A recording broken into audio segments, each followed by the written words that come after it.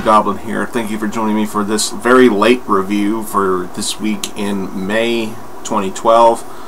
I got a lot of books to cover here, but before I get started, I need to, like my student did, get something off my chest. It was actually him, the TheMtVernonKid, who alerted me on Facebook that DC is canceling Justice League International after issue 12, I believe that's what he told me. And just like he said on his review, I say, DC and Geoff Johns, you get a big one of these. Just like he said, you get one of these. Because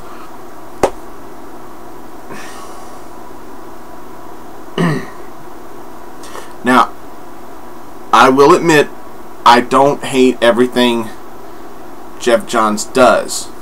There's a lot of things he does that have been really great. Blackest Night, Brightest Day. His current run with Aquaman is fantastic. His run with Flash, in my opinion, was a fail. And with what he's doing right now with Green Lantern, could be a hell of a lot better than it is. And his stuff with Justice League, fuck that shit. I dropped that a lot. I dropped that, and I'm glad I did. I don't regret dropping Justice League because I don't want to read something that looks like a Geoff Johns fan fiction. You know, it just... now I'm really starting to see where all this criticism is coming from when it comes to Johns. A lot of people are calling him a fanboy fuck for, you know, being involved, for supposedly being involved with the cancellation of JLI. But JLI, in my opinion, is far better than the regular Justice League. I don't care what any Justice League fan says. This is my opinion. If your opinion differs from mine, then that's okay. I'm not attacking the fans who read the regular Justice League series. I'm not. Even my old friend Quorum TV, he thinks Justice League is perfect. And you know, Mark, if you're watching this, listen. Respectfully, I have to disagree with you about how good Justice League is. That is simply your opinion, but in my opinion, Justice League sucks right now. It's like I had to drop it because of the bullshit that Johns dared to pull. You know, writing Batman out of character, writing Green Lantern completely different from the way he's writing Green Lantern in his own series. It's like he's writing two completely different Hal Jordans. It just doesn't work for me. And for canceling JLI DC, you can go fuck yourselves for that. Now, on to the books for this week. Alright, we're going to start things off with Avengers XMen Round 4. Jonathan Hickman is the writer for this round. And we still got John Romita Jr. on artwork, and I'm always appreciative of that. I love John Romita Jr.'s art. However, I gotta say, this was actually really good. This whole series has been very unexpectedly good. You know, I went into this event thinking, oh boy, another event for Marvel to force down our throats because the Avengers have got a movie and blah blah blah blah blah blah blah. And I was respectfully wrong, because this has been a very fun and interesting read. That's just my opinion. This particular issue focuses around mainly Wolverine and Hope. And I loved the beginning of the book. Very well done. The first page kind of made me go, whoa, that's pretty cool. And yeah, Mark, when he reviewed this book, yeah, he was right. Not too many Gambit fans are gonna like this because of the way Gambit is just brushed aside like some undeserved pussy, you know. But there was a major swerve at the end of the book. I didn't expect it, but then again, when I saw what the swerve was, can't really say I'm surprised. You know, it's kind of one of those classic swerves where you think the story's going one way, but then it turns around and goes the other way. And I like that. That's what makes this issue work. But by the end of the book, I mean, the story, where can the story go when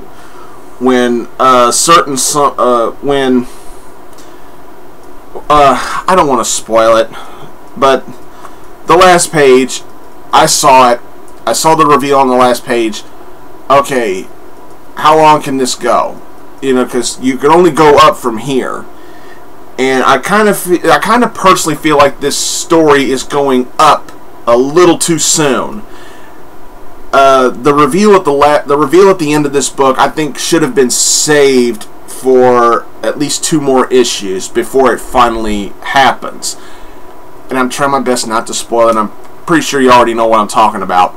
But yeah, I just think it's a little too early, yet I don't know. I've been wrong before about event stories, so maybe this will be good. But I really appreciated this. This is really good work from Jonathan Hickman and John Romita Jr. If you're on board with this event, don't stop now, because it's still really good. Alright, now for an unexpectedly good read. Fantastic Four number 605.1. Jonathan Hickman is doing this, and we got Choi on the artwork. Yeah, this is at first I thought this was basically like a what if book, just without the what if title on it. But actually, this is an origin story. Spoiler alert, everybody. This is an origin story of one of the alternate Reed Richards from, you know, back in the whole alternate Reeds story. I'm pretty sure that happened about a year ago. But this is the Fantastic Four during World War II with Nazi Germany. It's like, what if Reed Richards worked directly with Hitler? And oh man, the Reed Richards in this book is just a total dick. I mean, he is. Now this Reed Richards is evil. Oh, what he does to this universe's Victor Von Doom is just sickening. Just sickening, and you think, and I thought to myself, how the fuck is that possible? How the fuck does he do that? Does he do something like this? And you, oh my god. Sue and Johnny's introduction into this issue was kind of jaw-dropping, but then again, kind of not. Ben Grimm, woo, wow, you talk about a guy who puts up with a lot of shit. And yeah, it's the four. They go into space, the cosmic rays and everything. They alter them, but it's not the Fantastic Four powers that we come to know and love. You know, once again, spoiler alert: they get different powers. Ben still transforms into the rock monster, the Thing, but he's got a way different look. Sue and Johnny are like fire and ice. Johnny is like an ice being, and Sue is more like a Human Torch character. And Reed's now got telekinetic powers. And what does Reed? What's the first thing Reed does with his telekinetic powers? Ooh, I want to spoil it, but I can't. All I can say is get this book and watch what Reed helps Ben Grimm do before Ben Grimm gets killed. I know, spoiler there. Yeah, but Ben, Sue, and Johnny are killed in here, and Reed is the only one left, and the end of the book is just... God, I'm trying my best not to spoil it. I'm trying. But this was really, really good. The only thing that I guess what stops it from being possibly the pick of the week is that this is a one-shot. This is pure and simple, a done-in-one issue concerning an origin story of an alternate Reed Richards that probably is either not going anywhere or it's one of those alternate Reeds that could turn up again sometime in the future. But for now, it's just a done-in-one story, and that's basically it. It could have been the pick of the week, but something beat it down, and I'll get to that later. Ladies and gentlemen, I apologize for this little skip here in the video. I had to go answer the phone, so yeah. But long story short, this was really good. done in one issue. So go ahead and pick that up. I think you'll enjoy it. Moving along, we got Venom number 18. And I gotta say, this is still one of the best series that Marvel has got going for them. Very, very well done. Rick Remender, props. This was really good. Good job. Very, very nicely done here. Continuing the story of, you know, Flash Thompson's struggle with the symbiote and everything. This mainly focuses on his current struggle with his ex-girlfriend Betty Brant, and Betty does some talking with Peter Parker about what's going on, and there's an inside joke, you know, Peter's the last person who should be giving romantic advice, and it's inside jokes like that still make me think, fuck you, Fat Quizada. Yeah, it's been 4.5 years, going on 5. This December it'll be 5 years since you've royally butt-fucked Spider-Man. So still, fuck you. We fans don't forget. But enough about that. Let's talk about Venom. This was really good. This is one of the strongest. This is one of the best issues of the series so far, and the whole series overall has been really, really good. I wouldn't be a fan if I didn't nitpick. I have to nitpick. And when I nitpick, I'm agreeing with Mark, Quorum TV. He said that the fight between Venom and Toxin was really, really short. And he's right. I got to agree. A fight between Venom and Toxin, and when Toxin is Eddie fucking Brock, a man who knows all too well about the Venom symbiote. Big drag-out fight. It was teased in the last issue, and we finally get it, and don't blink because you'll miss it. That's my only complaint about this. And the last page is kind of has a sentimental key to it. But it's a nice cliffhanger. It's very well done. Despite the very disappointingly short battle between Venom and Toxin, this was very, very good. Rick Remender is still no slouch for a series like this.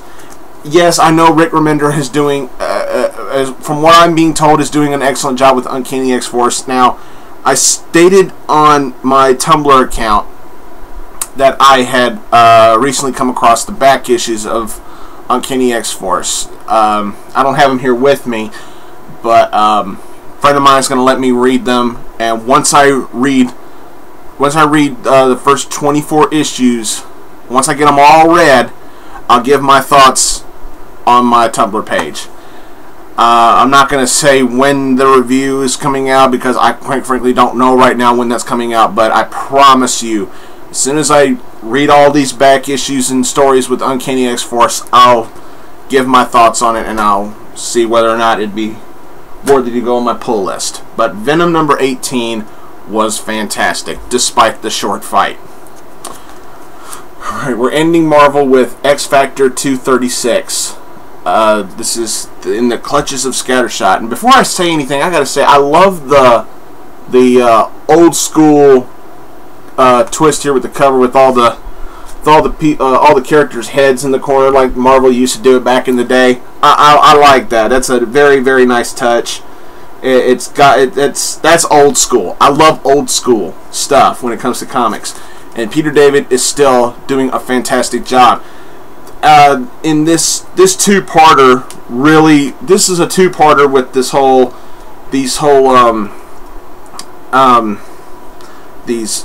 knockoff fake mutants, you know, savior group and everything. And we got a character named Scattershot from Mojoverse. This quaint little two-parter really delivers. Very, very well done. The majority of this book is Scattershot versus Shatterstar, and this is a very, very nice fight, and it ends very awesomely well. You know, Shatterstar says, "On my honor, I will not use my weapons." And at the conclusion of the fight, minor spoiler here, at the conclusion of the fight, he says, "Yeah, I said I wouldn't use my weapons, but I never said anything about using yours. And it's just, wow. And he sends him a little message to Mojo and everything, and it's very, very well done. Don't necessarily know if the last page was necessarily not a cliffhanger, but it was still a very, very nice little two-parter. Peter David has not lost his touch with this series, and I hope he never leaves the series. If he ever leaves X Factor, I'll tell you what, Marvel better damn well get someone good for this. If they replace Peter David with somebody like Matt Fraction, then I will say fuck it and just drop it immediately, because I have no faith in Matt Fraction. But Marvel, hear me and hear me now. Never, ever take Peter David off of this. This is his baby, and it should be his alone. Awesome. Loved it. Could have been the pick of the week, but I'll get to that later. Moving to DC, we got Batwoman number 9.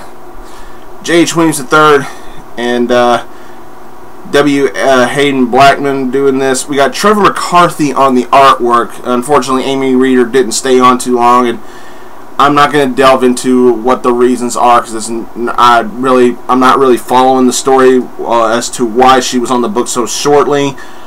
And I don't want to dive into something I don't know that much about, but for right now, Amy Reeder, she did a very good job in my opinion. Trevor McCarthy does very well as well. This book suffers the same as the past couple issues have done. The storytelling is literally jumbled up again.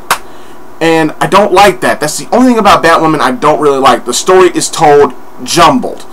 It's like it starts off with what's happening now, then it goes to what happened 3 weeks ago, then it goes to what happened 2 days ago, then it goes to what happened 20 minutes ago, and then it goes back to what's happening now. It's that kind of storytelling, and it's just, unless you thoroughly read issues that are told like that, it can be very easy to get lost. And you're thinking to yourself, what the hell am I reading? And that's why this book is suffering a little bit. It's still really good, but man, for a guy like Williams, I mean, this could be so much better. If it was told in a traditional linear style, it could be better. I mean, DC, you don't need to be artistic and tell the story in this fashion. To me, it doesn't work. And what's really heartbreaking is we have a loss in this issue. I'm not going to spoil it, but I can say the death scene, it was very powerfully done, and it's sad that this character didn't get the send-off I think she deserved. But yeah, it was very nice. But the thing that really hurts the powerful death scene is that it's just a one-page happening. Not really. It just feels like DC didn't want it to be impactful. Hey, baby, my girlfriend's peeking in my door. But yeah, I try to do my reviews with the door shut so I don't get background noises. But where was I? Yeah, and the last page. As soon as I got done reading this book, I posted on my Twitter feed. It's like, I got to the last page, totally called that happening. I said, don't. And now I'm telling you right here, don't ask me how I knew. Don't ask me why I knew. I just knew that it was going to happen. I don't know. I can't explain it. I just knew it was going to happen. This is really good, but it suffers from that jumbled storytelling. Literally jumbled. You almost want to pull a peg of the story out and yell Jenga. I mean, it's that way, and to me, it's not necessary. Some people might like it, and some people don't. I unfortunately do not. And if it was told linear, it would be better. But for what it is, it's still really good. Alright, moving on. Birds of Prey number 9. This is the Birds tie-in to Night of the Owls. Dwayne Swarzinski and Travel Foreman and Jeff Hoyt. Probably Probably didn't pronounce those names right. Oh well. But very nice. This is a different. The Talon that the birds deal with here is done kind of differently. I guess you could say that this Talon suffers from the Pulo-vision syndrome, so to speak. It's like us readers see these characters in our way that we've been seeing them, but this Talon sees them completely different. Like, he sees Starling driving a car toward him to hit him with it, but what he actually sees is Starling dressed like a hooker driving an iron chariot by 2 horses. You know, horse-powered iron chariot. Yeah, whatever. He sees the birds as scum that he needs to eliminate, and Poison Ivy comes in to help the birds in a very unique way. It was short. It was simple. It was short and simple once Ivy got there, but before she got there to help the birds, it was a very strenuous fight. They were constantly hitting this town with literally everything they could muster, and he still kept coming, and they were just like, "Ugh, what's it gonna take to kill this bastard?" I mean, they were playing with lethal force. I mean, even Batgirl was, and it's just, wow, the Talons are nobody to be fucked with, and it's just very, very nice. This was a very well done tie-in to the Night of the Owls. I'd still say pick this up. This is great. Alright, moving on. Green Lantern Corps, number 9. The Alpha War continues, and John Stewart is on trial for murder. Yeah, as we all know, John Stewart snapped a fellow Lantern's neck to keep him from spewing out secrets that did not need to be spilled. And everybody puts up a decent argument, both the people who want John Stewart prosecuted and the people who defend John Stewart. Both sides put up a respectably well done argument. Very, very well done. I remember watching Chris's review, my student, TheMtVernonKid. He was doing his review, and I read on the comments section, he's like, I think somebody said, "God damn you goddamn Guardians," or something like that, and I was like, yes, perfect thing to say. The Guardians, bunch of dicks. But yeah, it was very, very well told. Not too much action on this. It's just storytelling galore with a very dun dun dun kind of cliffhanger. Woo. I am really anxious to see the conclusion of this story, because it's kind of a nail biter, so to speak, and it's very, very well done. Yeah, truly one of the strongest issues of the series, if not the strongest, in my opinion. But yeah, a good buy for a Green Lantern fan. We're going to end it with the pick of the week.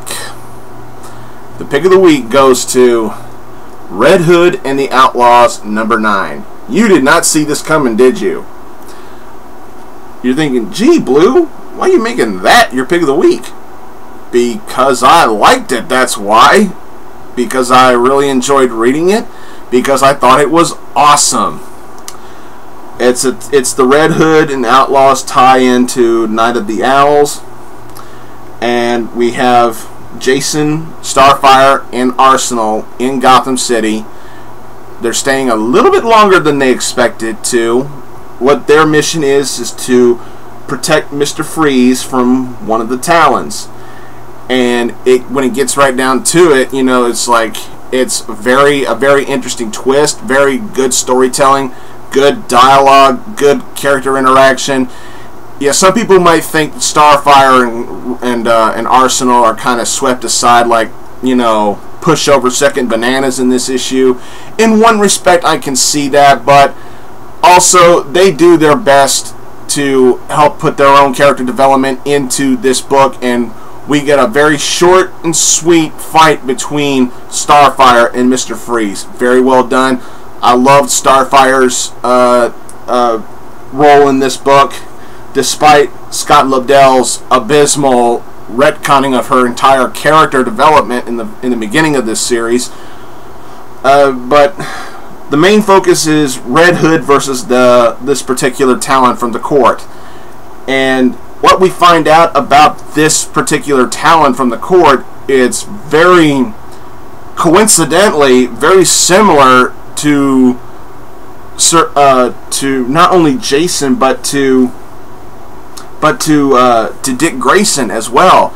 It's minor spoiler. This particular Talon was a former child acrobat for Haley's Circus back in the I want to say in the 1800s, I believe. And this particular Talon is telling Jason, I no longer wish for this life. You know, I want to have a say in my demise. And Jason totally identifies with that. I mean, he didn't have a say in how he was killed or how he was resurrected. He knows all too well how it feels to die and come back, and how much it can take a toll on you, especially mentally. And it was that particular part of the storytelling that really gripped me. It was nice to see Mr. Freeze, one of my all-time favorite Batman villains, in here. And at the end, Jason has a short little tiff with Batgirl, and she's like threatening him. She says, "If I ever see you in Gotham again, I'll see to it that you're dealt with." And he says, "A lot of people better than you have tried, Barbie." And he says, next time you see Bruce, tell him he's welcome. And I'm like, wow, you dick. It's just great. This was a very fun, very wonderful issue. This is probably, in my opinion, one of the best issues of Red Hood out there. I'm willing to bet this is probably going to go down as the strongest issue of the series so far. And it really further makes me believe that this series can be underrated. Awesome. Simply awesome. I loved every bit of it, and I think you would too. If you're already on board with this series, I think you'll like it. If you haven't jumped on board with this series, we're only 9 issues in. It's not too late. You can get the first part in trade probably, or if you're lucky enough to find the back issues, give this series a try. I went into this thinking it was going to be okay, and it started off kind of and then it got okay, and now it's really, really good. Red Hood and the Outlaws, number 9, my pick of the week. Alright, that's all I got for this week, everybody. Don't forget to subscribe to my other channel, Blugoblin X. I just posted my tribute to the Fantastic Four. Don't forget to follow me on Twitter and on Tumblr. Be sure to follow my student, TheMtVernonKid. Thanks again for watching, everybody, and until next time, I'll see you later.